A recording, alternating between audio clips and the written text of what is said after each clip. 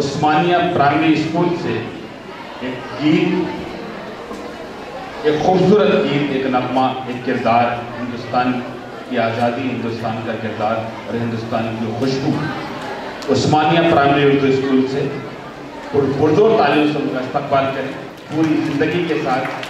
गांधी के इस किरदार को आइए हम दुआ भी ये करें कि गांधी के इसी किरदार को आज के दिन से हमारे हिंदुस्तान में अमन हो जाए, हमारा हिंदुस्तान जो सोने की चिड़िया है वापस सोने की चिड़िया बन जाए। आइए मैं उन बच्चों से गुजारिश करता हूँ कि वो आए उस्मानिया प्राइमरी स्कूल।